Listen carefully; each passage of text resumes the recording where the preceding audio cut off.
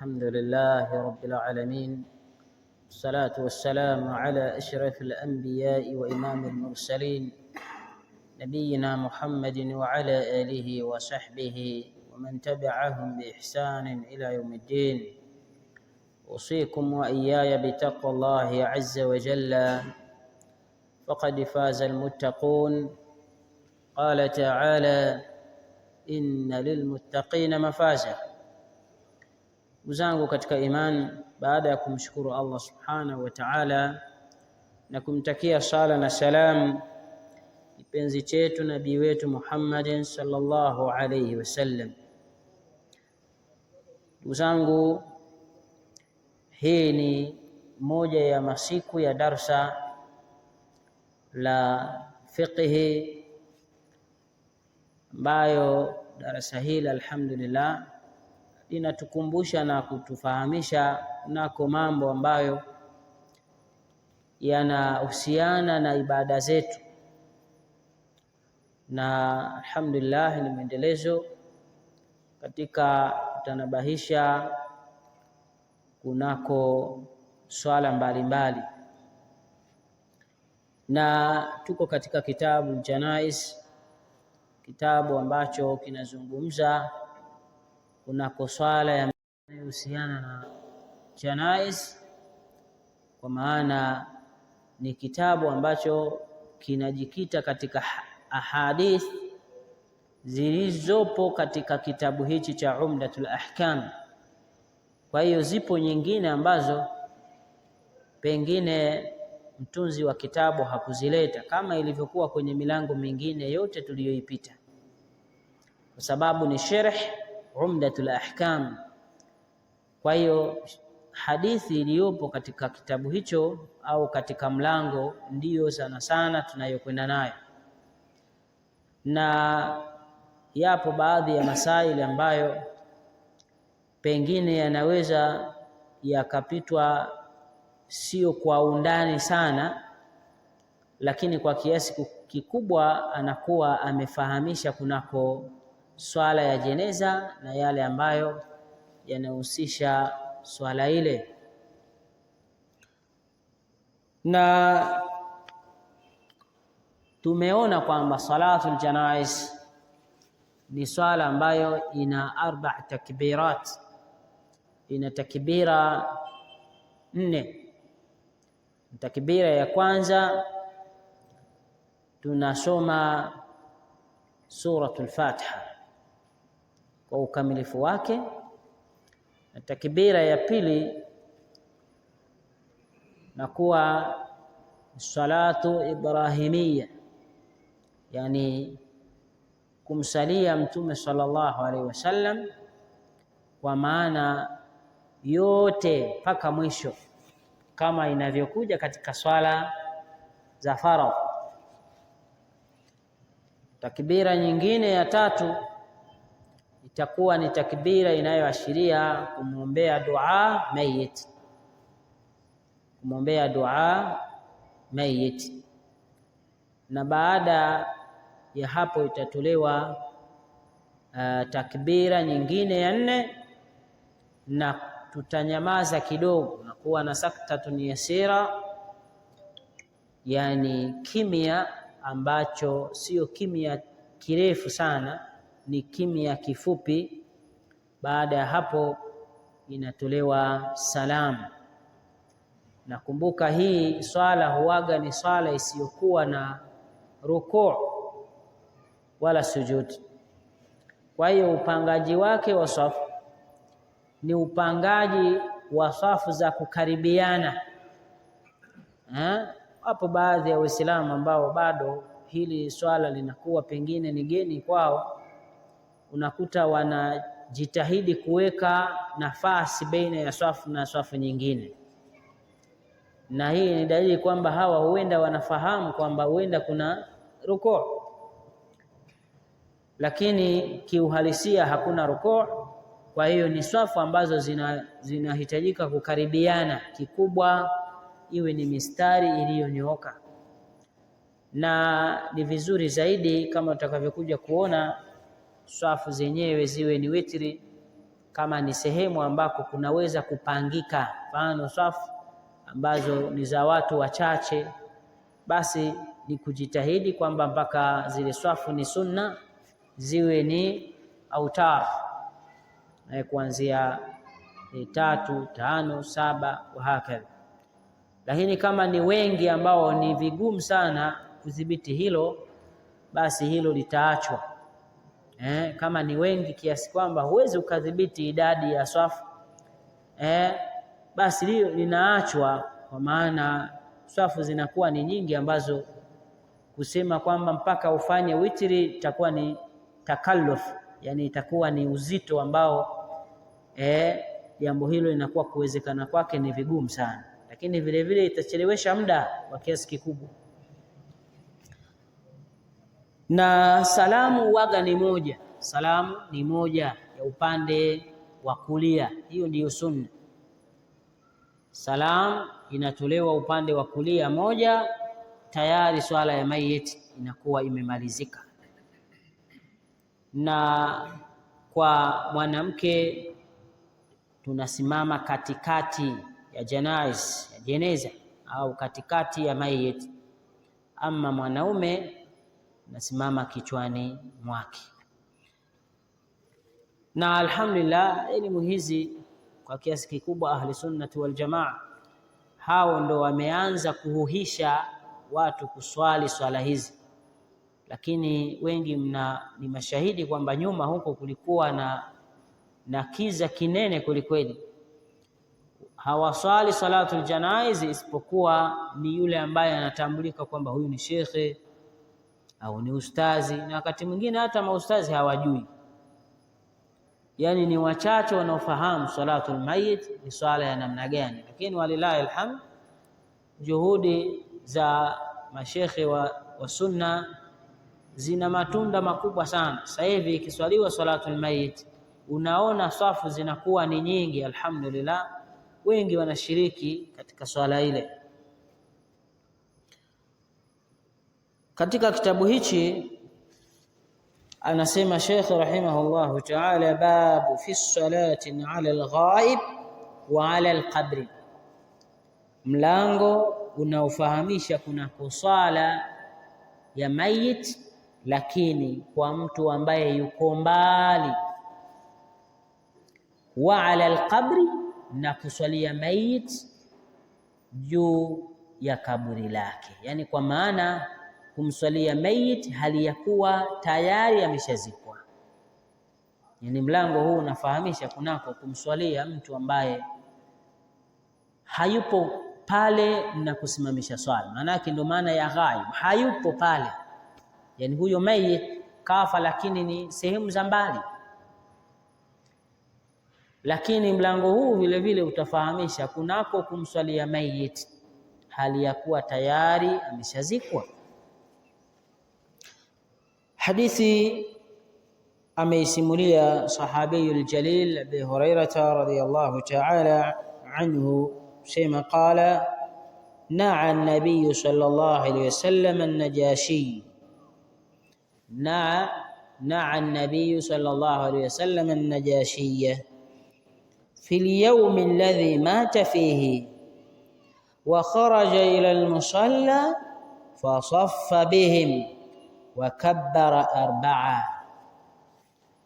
Mtume sallallahu alaihi wasallam alitoa habari, alitangaza, manake kuwafahamisha watu, kuwafahamisha watu kifo cha sahabii huyu.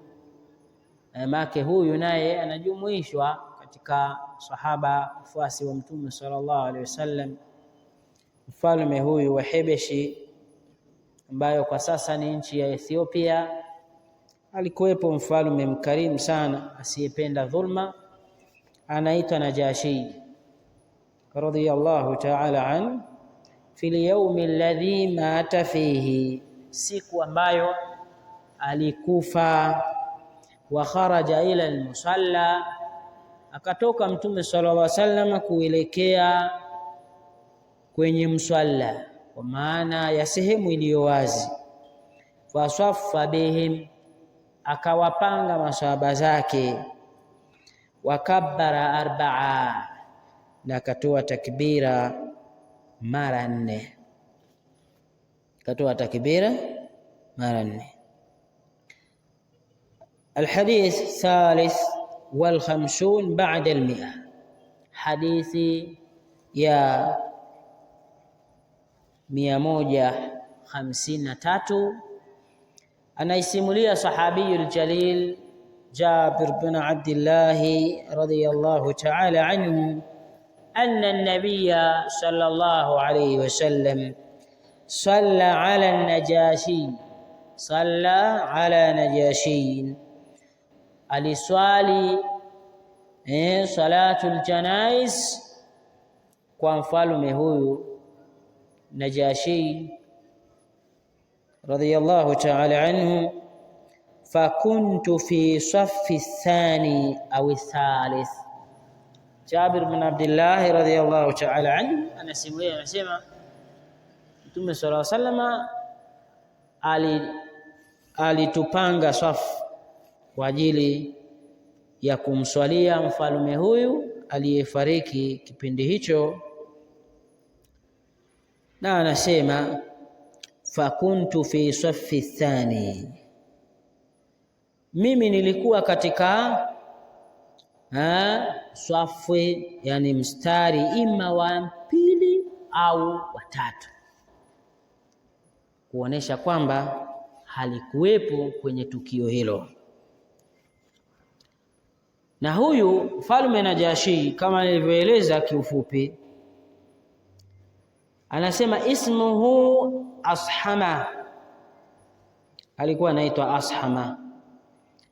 Kwa historia, tufiya fi Rajab sanata 9 radhiyallahu ta'ala anhu, alikufa mwezi wa Rajab mwaka wa 9 baada ya hijra. An-Najashi malik al-Habasha lahu yadun karima, mfalme Najashi alikuwa ni mfalme wa Habash, lakini alikuwa na mkarimu sana, alikuwa ni mkarimu sana. Ala almuhajirina ilayhi min as-sahaba, muhajirina walioelekea kwake baada ya kuagizwa na Mtume sallallahu alaihi wasallam na kutumwa na Mtume sallallahu alaihi wasallam kwamba nendeni Habash, kuna mfalme asiyependa dhulma. Hina dayaqat alaihim Quraysh fi Makkah, pindi walipotiwa tabu wakajikuta kwenye matatizo na mateso makubwa sana, mpaka Maka ikawa haikaliki tena, ikawa sasa wahame waelekee katika mji wa Habash. Walam yaslim ahla almadina ba'da fa akrama wafatahu thumma qadahu husnun niyya, na katika mji wake hakuwepo na Uislamu tofauti na hawa masahaba wa kabra maqama, na kwa kuwa yeye alikuwa ni mtu mwenye nafasi kubwa, wa kaunuhu bi ardhi lam yusalla alayhi fiha, na ardhi yake ilikuwa bado hakuna watu ambao wangeweza kumswalia mtu huyo. Lidhan aslama, walamma alima an-nabiy sallallahu alayhi wasallam wafatah a'lana wa akhbara sahabatahu limautihi thumma amarahum an yatawajjahu ila al-musalla lisalati al-janaiz. Walillahi alhamd, tamakkana ala an-nabiy wa ashabihi as-salata ala ملك الحبشيين النجاشيين رضي الله تعالى عنهم. اختلف العلماء في صلاة على الغائب.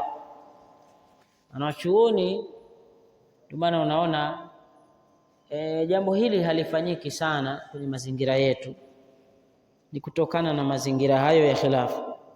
اختلف العلماء في صلاة على الغائب، waliikhtilafiana wanazuoni kunako kumswalia mtu ambaye yuko mbali na swala ile. Dhahaba Abu Hanifa wa Malik ila annaha la tushra. Abu Hanifa, Imam Abu Hanifa, Imam Malik wakasema hili jambo haliko kwenye sheria. Wajawabuhum ala hadhihi alahadith annaha khasatan bin nabiy sallallahu alayhi wasallam, na jawabu lao kunako ahadithi hizi ambazo zimetoka, wao walizitafsiri kwamba hili jambo ni khasa kwa Mtume sallallahu alayhi wasallam, kwamba ni maalum kwa Mtume sallallahu alayhi wasallam, halituhusu sisi Uislamu wengine. وذهب الشافعي وذلك المشهور عند أصحاب الإمام أحمد إلى أنها مشروعية لهذه الأحاديث الصحيحة. هاو إمام الشافعي na Imam Ahmad wakasema maadamu ahadithi zimekuja, jambo hili linatuenea sote na wala sio mahusus kwa Mtume sallallahu alaihi wasallam. Tunao uwezo wa kuwaswalia Waislamu wenzetu صلاة الغائب. وخصوصية تحتاج إلى دليل وليس هنا دليل.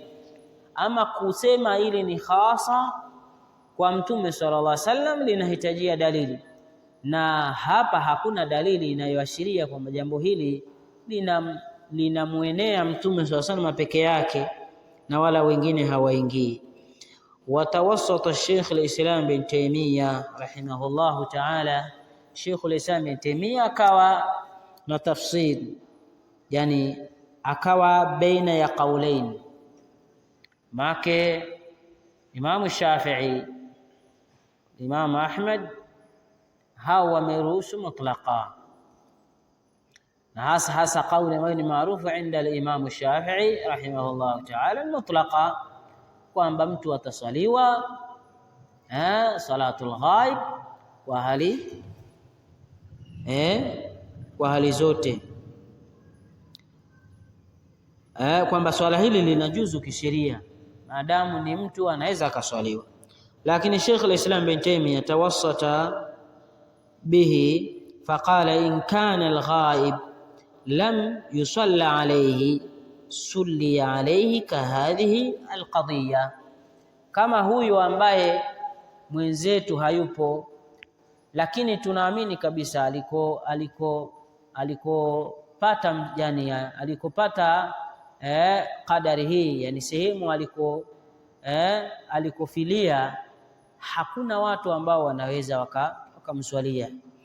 Asema kwa hali hii tutakuwa tuna wajibu wa kumswalia mwenzetu akiwa mbali, au pengine ni mtu imesemekana pengine alikuwa porini akaliwa na simba au akaliwa na chui, tutamwacha bila kumswalia? Anasema kwa hali hii tutamswalia, kwa sababu kwa tukio lilompata na huko lilikompatia hakuna watu wa kuweza kumstiri na kumswalia. Lakini baada ya kufahamu kwamba mwenzetu ameliwa na simba, ameliwa na chui, tutamswalia salat janaiz al-ghaib. Wa hadha huwa sahih, hii ni rai ambayo ni sahihi kabisa. Wa in kana qad sulli alayhi faqad saqata al-farad, kama atakuwa ameswaliwa faradhi hii itakuwa imeondoka, kwa sababu salatul mayit farad kifaya. Idha qama ba'd al-muslimina saqata al-ithmu 'an al-baqin, kama baadhi ya Waislamu watasimama kulifanya jambo hilo, basi wengine hawana dhambi. Na hii naona ina wajihi, kwa sababu kitizama sababu yani mazingira ya kifo cha Najashi radhiyallahu ta'ala an, hakukuwepo na watu wa kumswalia, na kwa nafasi yake ya cheo bila shaka hata watu wake hawakufahamu kwamba ni mtu tayari alishasilimu. Pengine wakufahamu, au kama walifahamu lakini hakuna wanaofahamu tumfanyeje, kwa sababu masahaba walienda wakarudi, lakini baadaye yeye akamwamini Muhammad sallallahu alaihi wasallam, akakubali dini yake. Lakini sasa maelekezo mengine baada ya kubali ndio afanye nini, vingine havijui. Kwa hiyo alipokufa akafahamishwa kwamba huyu tayari ameshasilimu na hakuna watu wa kumfanyia hilo. Kwa hiyo unaona kuna wajibu kwamba hapana, swala hili ni jaiz, lakini halitokuwa mutlaq kwamba kila mtu atafanyiwa, maadamu kwamba ni Muislamu. Wewe ni ndugu yako pengine amekufa huko, watu wamemswalia na wewe huku uswali salatu janaiz ghaib. Hapana, kwamba tuende kwenye mazingira aliyoyatengeneza Mtume sallallahu alaihi wasallam, kwamba alifanya jambo hilo kwa mazingira yapi. Huyu halikosa watu wa kumswalia. Kwa hiyo kama alikosa watu wa kumswalia, yeye akamswalia na masahaba zake, na sisi yule ambaye hatoswaliwa tutamswalia na masahaba zake. Ama kwa swala la khususia linahitaji dalili. Hakuna dalili ya kusema hilo swala ni la Mtume sallallahu alaihi wasallam peke yake. Dalili iko wapi? Hakuna. Taib, kwa hiyo sasa anaendelea Sheikh kwa kusema wa in qala qad sulli alayhi faqad saqata al-farad bidhalika 'an al-muslimin wa huwa marwi 'an al-imam Ahmad wa sahahahu Ibn al-Qayyim في الهدى لأنه توفي في زمن النبي صلى الله عليه وسلم أناس من أصحابه غائبين. Katika hadithi nyingine aliyoisimulia Imam Ahmad iliyopokelewa na Imam Ahmad rahimahullahu ta'ala, wa sahahu Ibn Qayyim, na Ibn Qayyim ameisahihisha kwamba imepokelewa kwa Mtume sallallahu alaihi wasallam unasun, kwamba masahaba walikufa, tena sio mmoja, yani wapo masahaba ambao walikufa ghaibin, yani hawakuwepo kwenye mazingira ya Mtume sallallahu alaihi wasallam, lakini ikiaminika kwamba huko waliko kuna watu ambao wamemswalia, haikuonesha Mtume sallallahu alaihi wasallam kuwaswalia.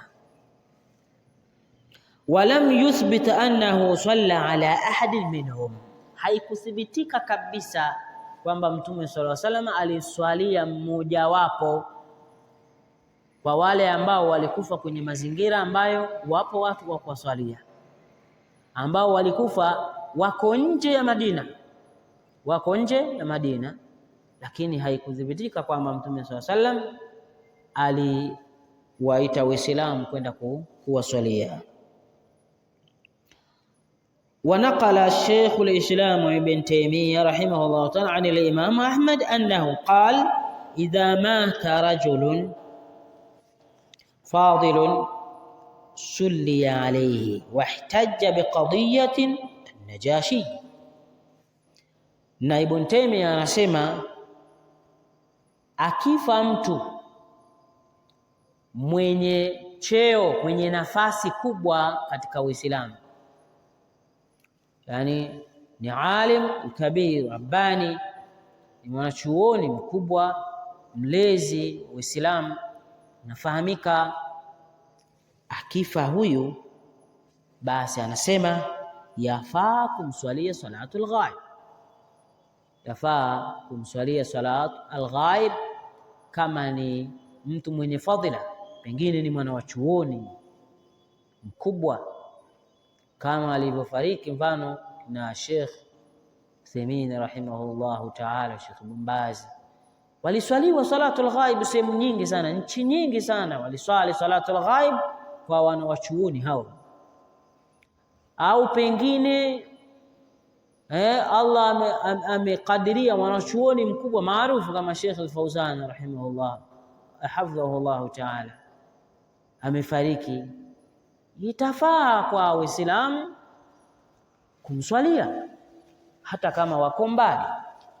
Kwa nini? Mwanachuoni maarufu anayefahamika ni chuoni rabbani, kwa hiyo kumswalia huyu Sheikh Islam Ibn Taymiyyah rahimahullah ta'ala sema yafaa kumswalia. Wahtajja biqadiyati Najashi, lakini akatolea ushahidi kwa kisa maarufu cha swala ya Mtume sallallahu alaihi wasallam kwa mfalme Najashi, sababu ni kiongozi mkubwa. Kwama hapa katolea hoja si kwamba amekosa wa kumswalia. Hapa ametolea hoja kwamba ni kiongozi mkubwa na mwenye nafasi kubwa, kwa hiyo ilifaa kumswalia salatu al-ghaib. وقد رجح هذا تفصيل شيخنا عبد الرحمن آل السعدي. شيخ آل بسام رحمه الله تعالى سمع شيخ الإمام عبد الرحمن السعدي إمام التفسير مفسر هو رحمه الله تعالى mmoja wa wanachuoni wakubwa kwa mamlaka ana tafsiri yake maarufu ambayo sana sana inakuwa ni mukhtasar, haina mambo mengi sana. Sasa naye alirajihisha kauli hii ya Sheikh al-Islam Ibn Taymiyyah rahimahullahu ta'ala kwamba yafaa kuwasalia watu wenye fadhila kubwa katika jamii husika, imma ni kiongozi mkubwa au ni mwana wa chuoni mkubwa ambaye anafahamika, kwamba itafaa. Alirajihisha kauli hii na anasema wa alayhi al-amal fi Najd, kwamba Najd yote ambayo ni Riyadh sasa hivi na viunga vyake au mamlaka kiujumla, unaona kabisa Masjid al-Haram, Masjid al-Nabawi, akifa mwana wa chuoni mkubwa mwenye fadhila, waga wanaswali salatul ghaib, anaswali salatul ghaib. Hata alipokufa al-Imam Sheikh al-Albani rahimahullah ta'ala aliswaliwa salatul ghaib katika Haramain al-Sharifain. Kwa hiyo kwamba hilo linafanyiwa kazi hasa katika viunga vya mamlakatul Arabia Saudia kwa hoja hizi. وقال ابن قيم أصح الأقوال هذا التفصيل. ابن قيم بين wanafunzi wa Sheikh al-Islam Ibn Taymiyyah rahimahullah ta'ala sema أصح الأقوال, kauli ambayo ina nguvu zaidi yenye hoja ni kauli hii ya Sheikh al-Islam Ibn Taymiyyah rahimahullah ta'ala na wanachuoni wengineo, kwa sababu wameleta vitu vya ambavyo vimesimama na hoja. Hoja ziko wazi, ziko wazi na wala hazina utata wowote. Ama hawa wanaosema ni khususia kwa Mtume sallallahu alaihi wasallam, unaona hoja yao ni dhaifu.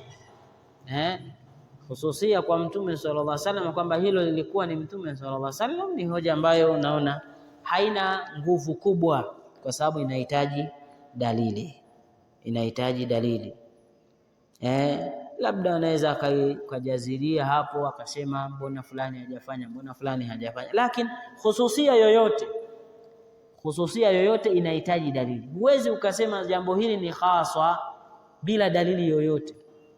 Khususia siku zote inahitaji dalili, kwa sababu asili ya jambo huwaga linaenea watu. Asili ya amri au ya nahi inaenea watu wote, illa idha jaa dalilun yukhrijuhu ala al-umum, mpaka itakapokuja dalili ambayo inaitoa kwenye yani ujumla, kwamba watu wote wanahusika. Ili useme kwamba ni jambo la kikundi fulani au la fulani peke yake au la Mtume sallallahu alaihi wasallam peke yake, lazima kuje dalili nyingine ambayo itavua watu wengine na itamthibitisha kwamba yeye ndiye mhusika wa jambo hilo.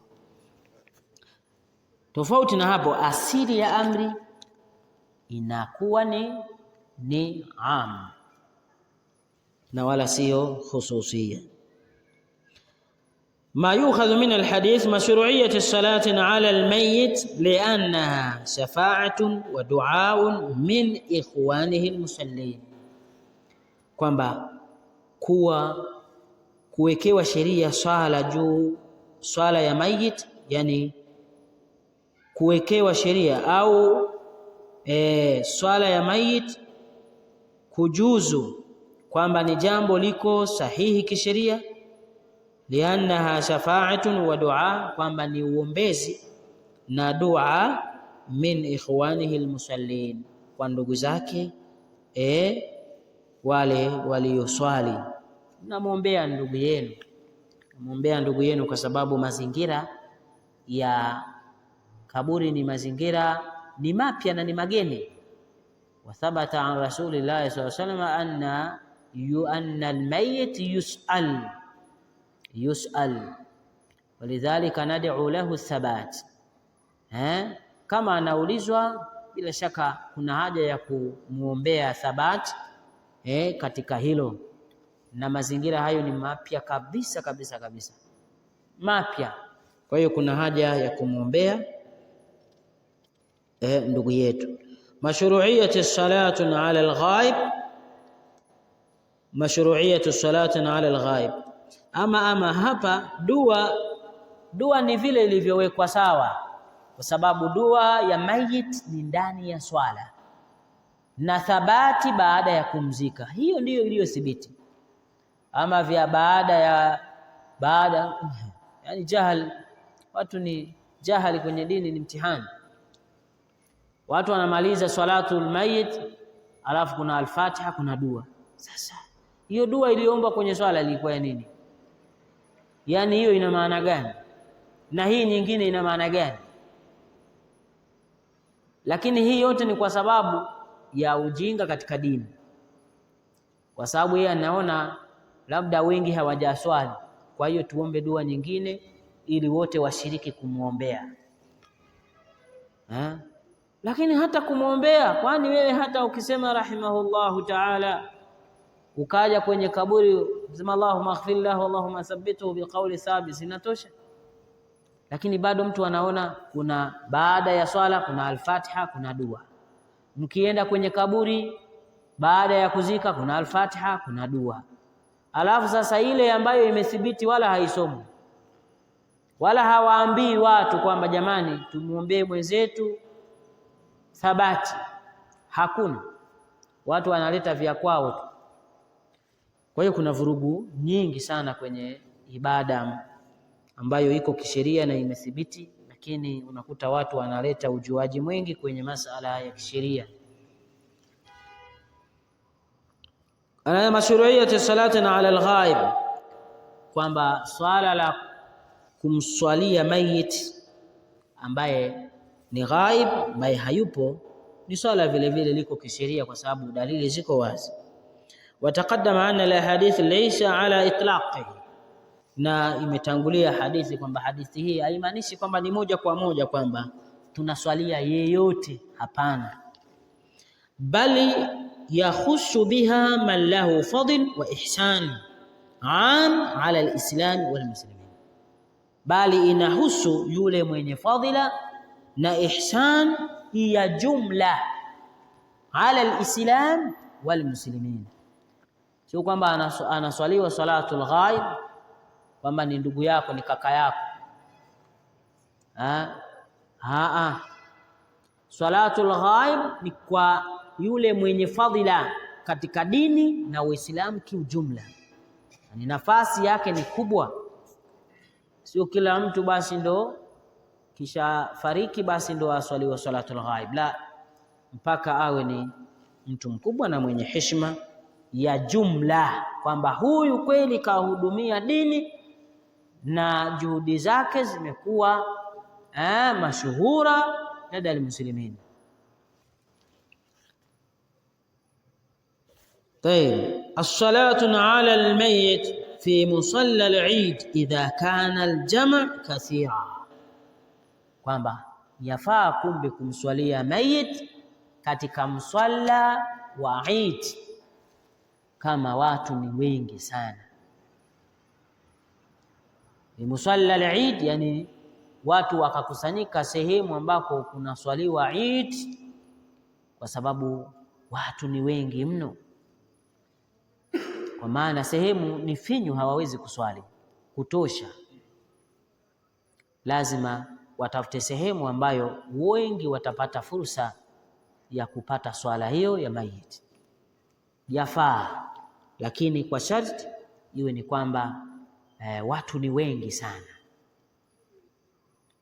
Lakini sasa sehemu ambazo zimezoeleka kuzika vijijini huko na nini, unakuta watu hata wengine wanakosa mahali pa kupanga swafu, wanakosa mahali pa kupanga swafu.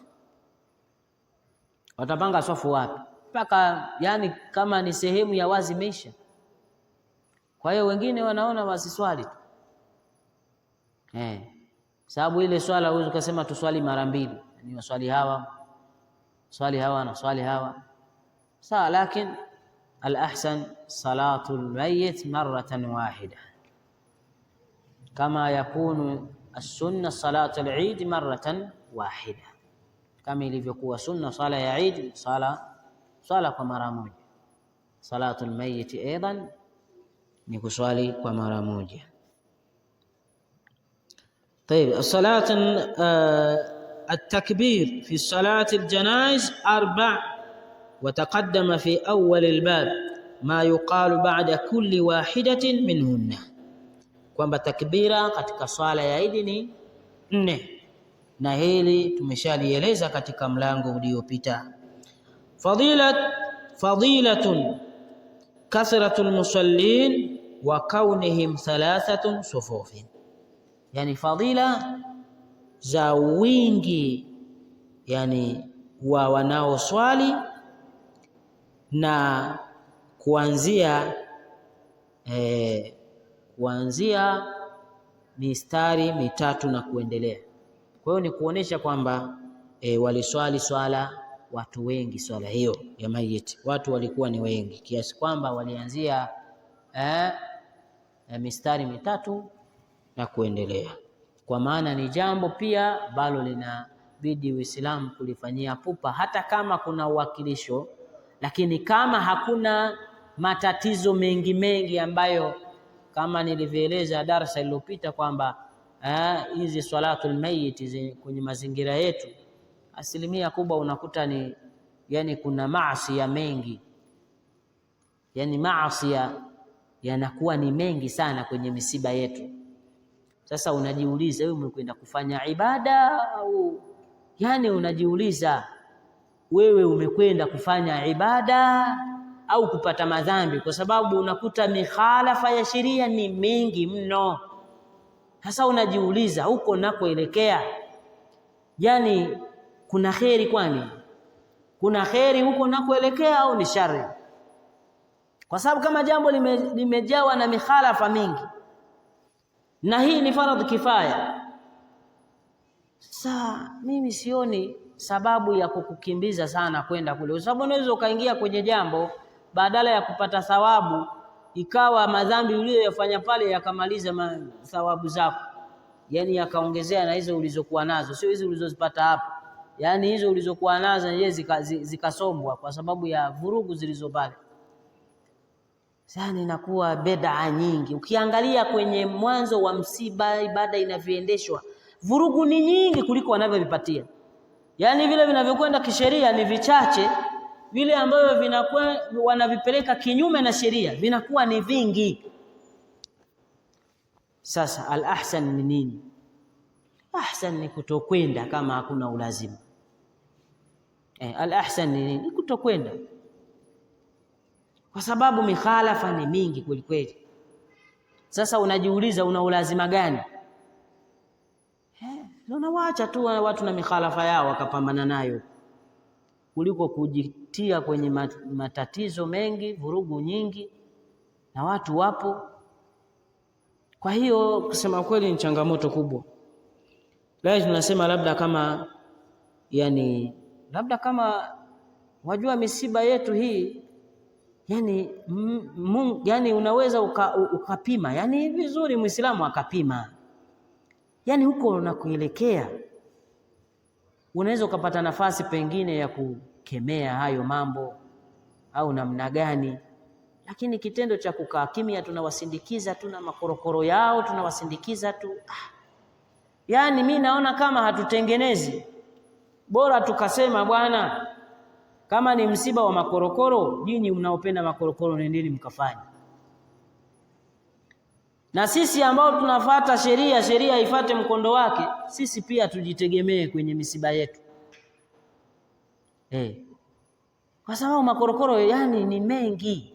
Sasa unaona, kwa sababu na wewe unapokuwepo naona kama unawapa nguvu. Wanajiona ni wengi, kumbe hamna. Wewe ulikuwepo tu, na wewe unaugulia tu maumivu, lakini na wewe umeenda kuwapa nguvu, akajiona na wao yani hilo jambo lipo. Sasa kwa hiyo hayo ni maoni yangu tu. Hayo ni maoni yangu, lakini naona kwa kweli misiba mingi, mimi sioni sababu ya kuingia kwenye makorokoro yasiyokuwa na maana, ambayo hayana ulazima. Na tukiwazoesha hili, mbona linaisha tu? Watu wakikaa wachache kwenye makorokoro yao, wanaanza kubadilika, wanaona kumbe sisi yetu haya, kumbe tumebaki wachache. Kwa sababu alhamdulillah watu wa sunna ni wengi, alhamdulillah maeneo mengi watu wa sunna, na hasa kwenye mji wetu. Sisi tukiamua kwenye mji wetu kwamba hiki biidhnillah hatukiungi mkono, hakiendi. Yani kama mtu hamjaelewa, Islamu wa sunna ni wengi. Yani wakisema makorokoro hatuungi mkono, hayawezi kwenda kwenye mji wetu, alhamdulillah. Yani ukisema hatuyaungi mkono, watakwama tu. Watakwama na makorokoro yao.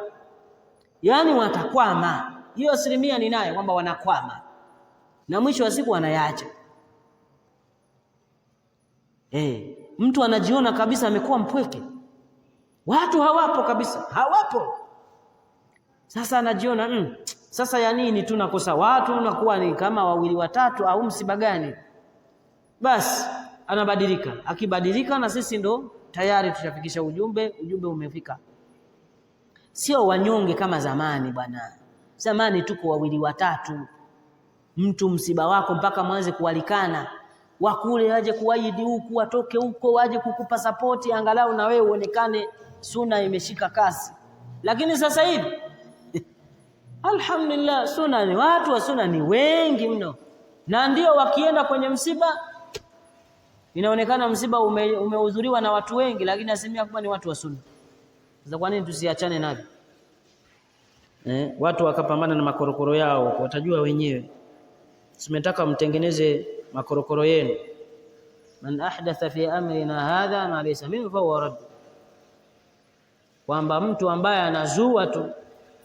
Na kuna hadithi nyingine, man kadhaba alayya mutaammida yatabawa maq'adahu minan nar, atakayenizulia uongo kwa maksudi aandae makazi yake motoni. Makemeo ni makali sana. Kwa hivyo kulealeana tu, watu wanafanya makorokoro tu, tunalealeana tu, ananyanyua tu watu wa CCM, mara Simba, mara Yanga, mara si imekwenda wapi, mwenye chama asalimie. Sasa huo ni msiba ni nini jamani? Msiba ni ibada. Msiba kama unavyoona swala. Mbona wanasuna mnakimbia kule kwa watu wal-Fatiha na nini? Kwenye msiba mnashinda nini? Kwa hiyo si ibada. Mnaacha swala za faradhi, mnakuwa kwenye misikiti yenu kabisa, mkikwepa makorokoro baada ya kwenye kuswalisha kwenye misikiti ya bid'a na khurafati. Mbona mnazikimbia? Kwenye misiba ya hovyo wanakufanyia makorokoro, umetulia tu, unanungunika tu hapo. Unanungunika. Wale wamekwambia ni faradhi, kwamba wamekwambia kwamba hii ni faradhi aini, usipofika unakufa au utapata madhambi. Hata wakiingia wawili wakafanya, saqata al-ithmu 'anil baqin. Muelewe vizuri hiyo. Wakifanya baadhi, wewe una dhambi. Sasa unatabika kwa nini sasa? Yani idha qama ba'd al-muslimina saqata al-ithmu 'anil baqin. wakisimamia jambo hilo, yani mtu amekufa amepata watu wa kumzika, huna dhambi wewe uliyebaki nyumbani. Sasa kwa nini usihudhurie msiba wa sunna? Kwani misiba ya sunna mbona ni mingi tu kama unaona michache? Mbona misiba ni mingi? Wewe piga hata safari. Amekufa wewe Kishanga, nenda. Si maana sunna ambao utapata raha kabisa, utapata qiratain na utaipata kwa amani. Amekufa, amepata msiba mwana sunna Ruhanga, nenda. Sunna kwenda kwenye na nini? Raha kabisa, kwa amani. Unamaliza, hakuna makorokoro yoyote, unarudi zako kwa thawabu, hakuna makorokoro mengine uliyoyakutana nayo. Mwana sunna kapata msiba kule Runazi, nenda. Nenda. Si unatafuta watu wa kuzika, maka watu wengi wanaingia kwenye misiba, si kwamba wengine unajua bwana ukijitoa kwenye watu ni tatizo, utakosa watu wa kustiri. Sasa ukienda utapata watu wa kustiri. Sasa hao hawakustiri hao. Kwani hao kama ni kustiri, mfano unatafuta watu wa kustiri ukipata msiba, ukipata nini? Yaani hao wana sunna unaokwenda kwenye misiba yao hawawezi kustiri. Hawawezi hao. Tulizana, hawezi kustiri wewe. Hao ambao unakwenda kwenye misiba ambao una raha mstarehe, hauna makorokoro yoyote. Yaani nafsi yako imetulizana, sheria inafuatwa. Hawawezi kustiri hao. Sasa kinachokupeleka kwenye makorokoro mengi ni nini? Yaani ni nini hasa? Kwa hiyo watasema unajua hivi mambo ya kutengana, mambo ya dini. Dini ni kutengana, kama ni vitu vya kipumbavu kutengana kupo. Jambo la kisheria yani hilo. Yani wewe ukisema mambo unajua dini imekuja kuwatenga washirikina na makufari na washenzi wa kuchezea dini ya Allah. Kwani tunawatenga? Kwani tusiwatenge? Wao wataka wa nini hao? Wa nini? Kwani ni biashara hii? Isi ibada sina misingi yake. Unawataka wa nini? Wewe fanya ibada yako tu. Yaani wewe kama unajibidiisha kwenye ibada, Allah atakutafutia watu, watakuwa ni wengi hata kuliko hao nao wakimbilia kwenda kukereka tu. Watakuwa ni wengi. Yaani kwamba umekufa wewe umesimama vizuri kwenye dini, yani watu wakosa. Na hata watu wakikosa pia hauna hasara. Hata watu wakikosa huna hasara kama umejipanga vizuri, umejiandaa na akhera yako. Hata wakikosa, kwani una hasara? Wakiwa wengi haujajipanga kwa ajili ya akhera yako, unafaidika na nini?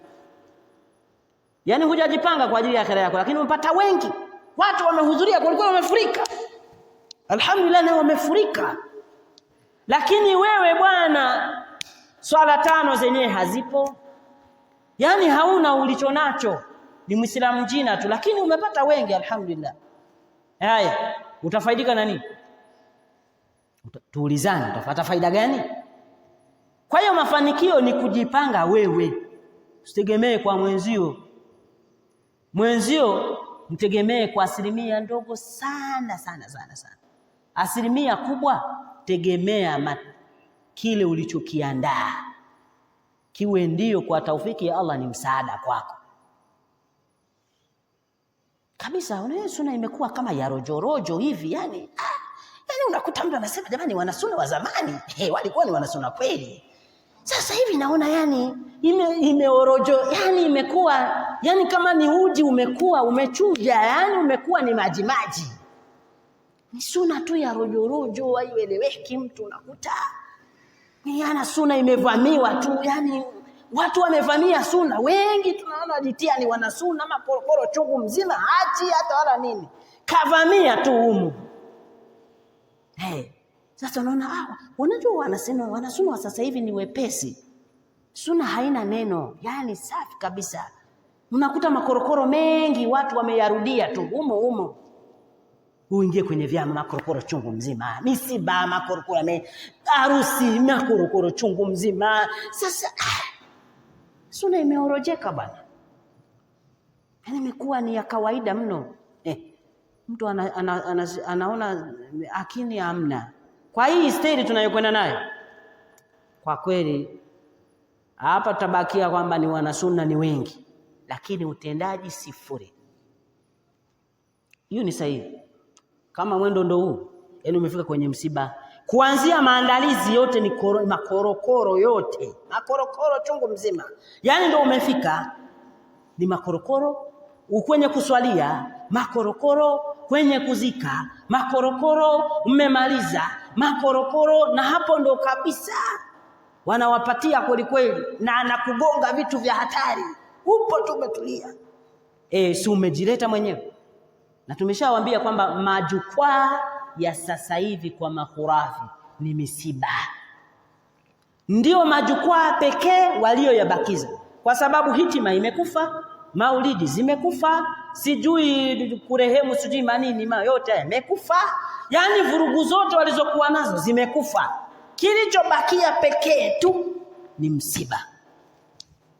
Sasa jipeleke mwenyewe mwana sunna, utakiona cha moto, utayafanya yote na uvumilie tu. Uvumilie, tena unafanya makusudi. Uvumilie tu, upate sindano zako. Si umejileta? Tulia. Wanakupaka hadithi maudhui zote wanapromosha pale, makorokoro chungu mzima analeta. Unasikiliza hata na watu ambao hata wakikupa pesa umsikilize uwezi kumsikiliza. Yani kuna wanaleta na wazungumzaji wengine, hata wakikwambia jamani njoo utusikilize tutakulipa shilingi 10,000, huwezi kwenda. Yani kuna muhadhiri au kuna mtoa dawa utamsikiliza kwa kulipwa, pia huwezi kwenda. Lakini si ushajileta, tutamweka tu akoroge hadithi maudhui ambazo hazipo, makudhub zote ataleta, na upo tu unatulia tu. Si umeshajileta, watakugonga tu. Halafu hapo umetulia, watu wa Yanga wamena nini, watu wa Simba wamekuja, watu wa vyama wamekuja, mchungaji we kwenye kijiji naye anapewa nafasi na mwenyewe anaongea. Yani jamani, sasa ni nini? Yani ya nini? Wao mstaan. Basi wewe endelea tu. Sasa utafanyaje? Si utaki, basi vumilia.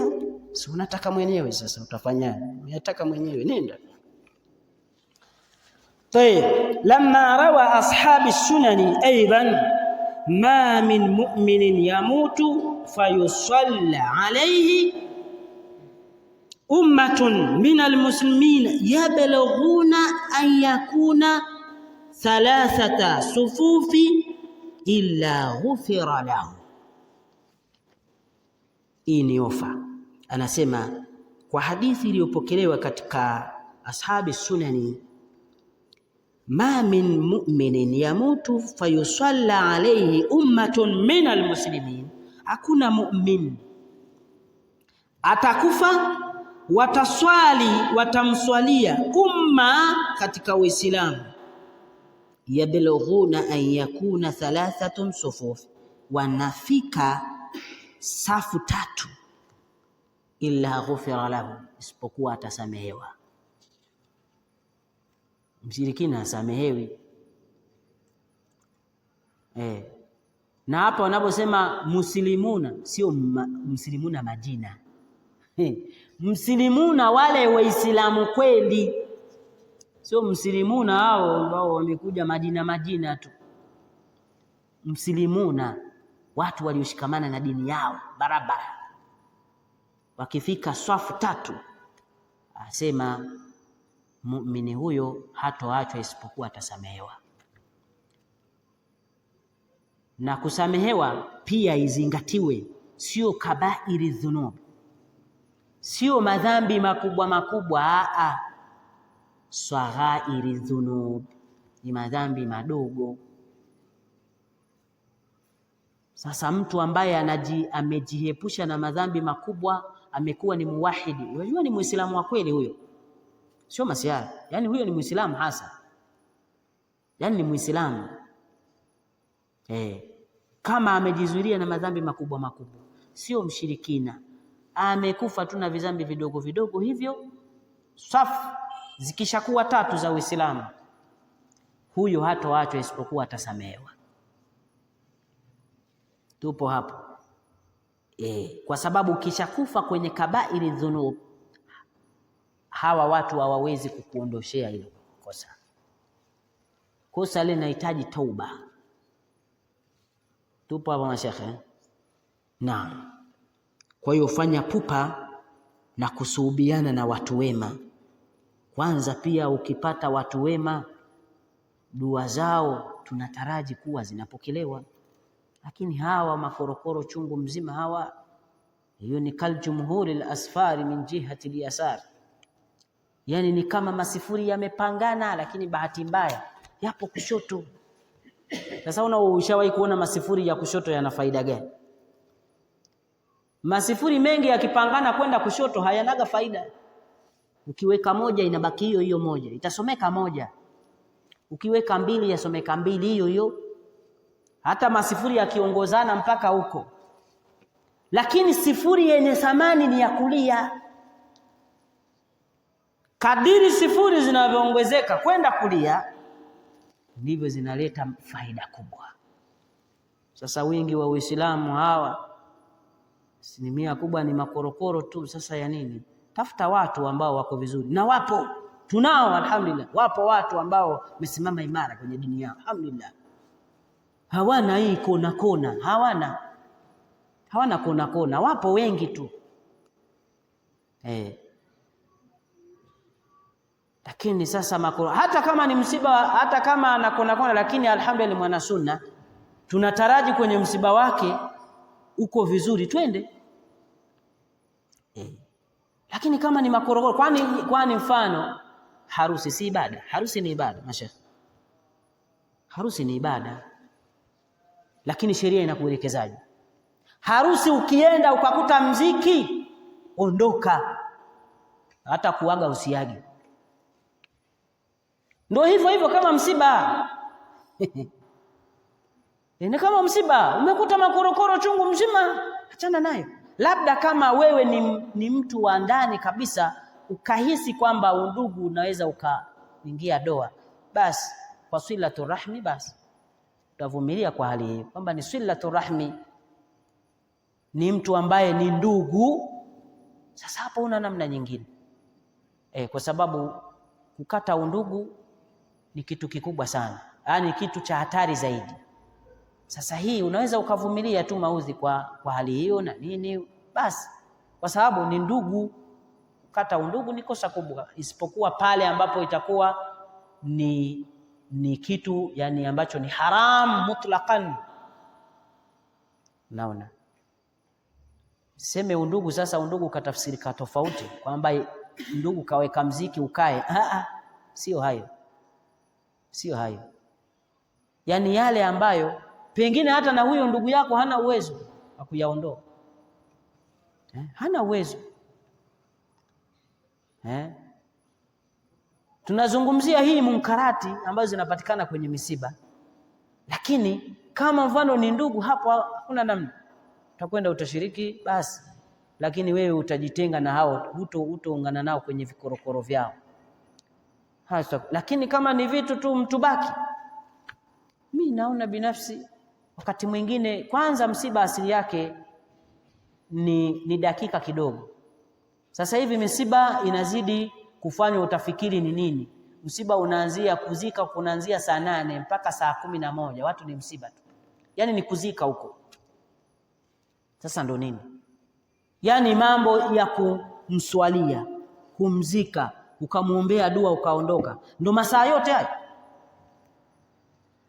Ndo masaa yote kweli haya? Yani msiba inakuwa kama sherehe, harusi sana. Yani vitu kumaliza muda mwingi, hili ni tatizo, kwa sababu msiba ni kitu cha muda mchache. Usalie, uzike, uondoke. Lakini mnaposwalia mkazika, mkaanza kukaa, yani ikawa ni hii kidogo, nayo ni mtihani. Watu wanaanza salimia, hata salimia nani, yani ameenda kuzika hapo, yani atakaa muda mwingi, vitu vingi vinapotea. Na sisi tumeangaliwa kuangalia muda, vitu vingine visiharibike eti umekaa tu hapo. Unaona, msiba unaenda muda mrefu, harusi muda mrefu, basi ingelikuwa ni muda mrefu, basi ni mawaidha kwenye harusi, ni muda mrefu, lakini pengine wakati mwingine makorokoro ambayo hayana msingi. Tujifunze tu ibada ziwe kwa muda muafaka, yani muda ambao ni wakati na kati, lakini muda kama ni mwingi ni tatizo, sio asili ya ibada hizi. Zinafanyika kwa muda mchache, watu wanaondoka zao, basi wahakaza.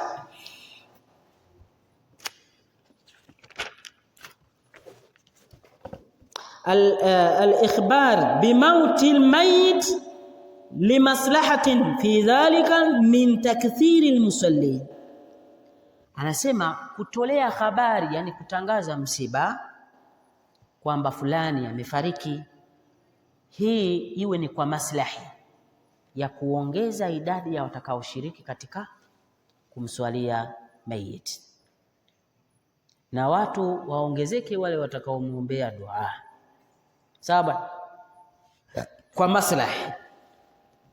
Kwa hiyo kutangaza msiba kwa maslahi ni kitu jaiz,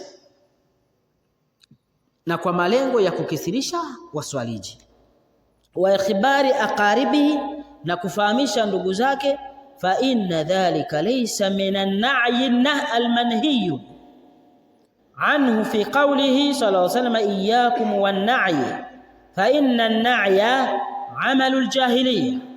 Hii haingii kwenye kauli ya Mtume sallallahu alaihi wasallam alivyotahadharisha kwamba jiepusheni kwa wingi na kutangaza misiba, kwani kutangaza misiba ni katika mambo ya jahiliya, na utangazaji wa misiba iliyokatazwa sio utangazaji wa msiba huu. Anasema wadhalika annahum ya'khudhuna wa yunaduna alayhi fil mahallati alhaliya bi anwa'i almadaihi as-sihhiya as-sahiha wal makdhuba wa fihi mafasidin wujuhin kathira. Anasema utangazwaji wa msiba uliozuiliwa ni ule wa kutangaza misiba kwenye mikusanyiko, masokoni, magulioni, watu wakati mwingine kupanda kwenye majabali kwenye au kupiga mangoma wakaanza kuzunguka wanatangaza. Ilikuwa kipindi hicho ilikuwa ni hivyo, yani wanatangaza masokoni, jamani fulani kafa, alikuwa ni mtu kadhaa, alikuwa ni mtu mwema, alikuwa ni mtu anafanya hivi na nini, yani hiyo kama ilivyofanyika kwa baadhi ya viongozi wa kitaifa, hasa kwa huyu rais aliyefariki hivi karibuni.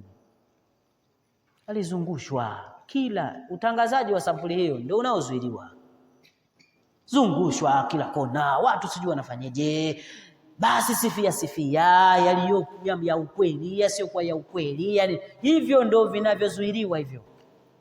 Yani kwamba sasa mnamtoa mnampeleka hapa mnampeleka kule, mnatangaza mnafanyaje, wanatokea watu wa kusifia vya uongo na vya ukweli na vya nini, hivyo ndio vinavyozuiliwa, ndio na'i al-manhi. Lakini sio kwamba mwenzetu amefariki tunatangaza msiba wake hapa msikitini kwamba jamani, ndugu zetu katika imani fulani amefariki. Hiyo sio makusudio, yani hicho sio kitu kinachozuiliwa, sawa mashekhe. Kwa hiyo mwenzetu anapofariki watu kufahamu msiba wake ni muhimu, ili twende tushiriki katika kumswalia katika imani, na hasa wale waliosimama imara. Kukosa kwa kweli tukose kama kuna dharura, lakini kama hakuna dharura twende tumuunge mkono mwenzetu, mtu aliyesimama imara yuko sawa, twende tukamuunge mkono, sawa mashekhe. Kwa sababu kila mtu anaruka na watu wake bwana, ni wale aliojipamba nao basi mtu anaenda nao wale. Mfano kuna kitu kingine kama mfano kumzika kafiri, mfano Mtume SAW alivyokufa Abi Talib alimwambiaje Ali ibn Abi Talib? Nenda kamfukie baba yako. Hakuamuru maswahaba waende kumzika Abi Talib, kwa kuwa huyu ni mtoto, nenda kamfukie baba yako, kiasi kwamba kama kuna watu wa kumstiri huyo mtu, sisi hatuna sababu za hivyo. Jamani, mimi nahisi Waislamu mambo ya ibada tuyafahamu, yani ujue kitu gani, kipi ni ibada na kipi sio ibada. Kama kitu ni ibada, basi wenye ibada yao washiriki wenyewe, wenye ibada yao washiriki kwenye ibada yao. Kama ni sio ibada, ni jambo la kawaida, sote tunaweza tukashiriki kulingana na makusudio na maslahi utakayokuwa nayo. Basi kila mtu ana dini yako na kila mtu ana dini yake, apambane na dini yake, sikachagua mwenyewe. Kila mtu apambane na dini yake. Kila mtu apambane na dini yake. Ushirikiano kwenye dini haupo. Tulishaambiwa kabisa lakum dinukum waliya dini. Yaani kauli iko wazi, lakum dinukum waliya dini. Kila mmoja ana dini yake. Sasa kama umechagua Uislamu, pambana na Uislamu wako. Kama umechagua ukafiri, pambana na ukafiri wako. Pambana na ukafiri wako. Sisi tutakupa kile ambacho sheria inaruhusu kukupa. Lakini huu ushirikiano ndo ushirikiano ndo dini imekufa. Hii ushirikiano usiokuwa na mipaka, dini imefia hapo. Dini imekufa namna hiyo. Ushirikiano, dini ikafa kabisa. Bali kaonekana wale wanaokuja na usahihi hawa ni wapumbavu, wanatengana na nini. Mbona watu fulani wanatunga mkono? Mimi nasema kila mtu lazima ujiangalie. Dunia hii mashekhe, ni dunia fupi. Umri wetu ni mchache sana. Huu sio muda wa kuridhishana. Binadamu utamridhisha mpaka saa ngapi? Unapata tabu, maisha yenyewe umri mchache. Unakazana tu na kuridhisha mwenzio. Yani shida. Ridha nas ghayatun la tudrak. Kuwaridhisha watu ni lengo lisilofikiwa abadan. Hilo lifahamu hivyo. Kuwaridhisha watu ni lengo lisilofikiwa abadan. Wewe kama umesimama kwenye dini yako, simama na usahihi wa dini yako. Achana na kuridhisha fulani na fulani na fulani. Achana naye. Atakupotezea muda tu. Umri wenyewe mfupi huu, unakaa unaumiza kichwa. Unaumiza kichwa kutafuta pesa za kuhudumia familia yako, unaumiza kichwa ya kumhudumia mzazi wako, pia kuumize kuridhisha nani si nani. Unamridhisha wa nini? Ridhisha Mola wako, anakutosha. Ridhisha Mola wako. Kazi ya kumridhisha Allah ni kazi nyepesi, isiyohitaji, haina shida kabisa, kwa sababu ni mmoja. Akisema anataka mkae, mnakaa basi. Sasa mara huyu kataka kusimama, wewe uliona binadamu aeleweki hata anataka nini? Huyu binadamu naona anaeleweka. Haeleweki hata anataka nini. Uweze ukamsoma ukamuelewa binadamu anataka nini, lakini Allah anaeleweka sana, kwa sababu anachokitaka habadilishi. Ndio hicho anachokitaka. Lakini binadamu haeleweki anataka kitu gani. Mara leo kataka hiki, kesho kutwa anataka hiki, kesho kutwa anataka hiki, amekiuka hiki. Sasa wa nini huyo? Unahangaika na kiumbe wa nini? Atakusumbua bure tu. Mridhishe Mola wako, umalize kazi.